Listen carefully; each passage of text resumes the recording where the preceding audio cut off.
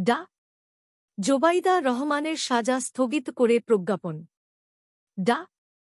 জোবাইদা রহমান বাংলাদেশ জাতীয়তাবাদী দল বিএনপির ভারপ্রাপ্ত চেয়ারম্যান তারেক রহমানের স্ত্রী ডা. জোবাইদা রহমানের সাজা 1 বছরের জন্য স্থগিত করা হয়েছে। আজ বুধবার স্বরাষ্ট্র মন্ত্রণালয়ের সুরক্ষা বিভাগ থেকে এক প্রজ্ঞাপনে এ তথ্য জানানো হয়েছে।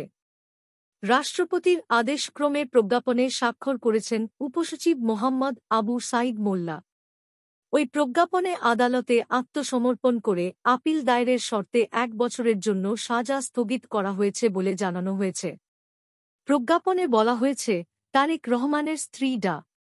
জোবাইদা রহমানের সাজা স্থগিতের বিষয়ে দাখিলকৃত আবেদন এবং আইন বিচার ও বিচার বিভাগের মতামতের ভিত্তিতে আইনে প্রদত্ত ক্ষমতাবলে মহানগর স্পেশাল আদালতের বিশেষ মামলা নং ৩৪১২০২২ কাফরুল থানার মামলা নং ৫২৬৯-২০০৭ তার বিরুদ্ধে প্রদত্ত দণ্ডাদেশ বিজ্ঞ আদালতে আত্মসমর্পণপূর্বক আপিল করার শর্তে 1 বছরের জন্য স্থগিত করা হল।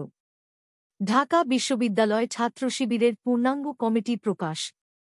গত বছরের 2 আগস্ট জ্যাট আয় বহির্ভূত সম্পদ অর্জনের অভিযোগে বিএনপির ভারপ্রাপ্ত চেয়ারম্যান তারেক রহমানের 9 বছর ও তার স্ত্রী জোবাইদা রহমানের 3 বছরের কারাদণ্ড দেন আদালত। একই সঙ্গে আদালত তারেক রহমানের জ্ঞাত আয় বহির্ভূত 2,74,09,3,060 টাকার সম্পদ রাষ্ট্রের অনুকূলে বাজেয়াপ্ত করার আদেশ দিয়েছেন। এছাড়া তারেক রহমানকে 3 কোটি টাকা ও জোবাইদাকে 3-5 লাখ টাকা অর্থদণ্ড করা হয়েছে।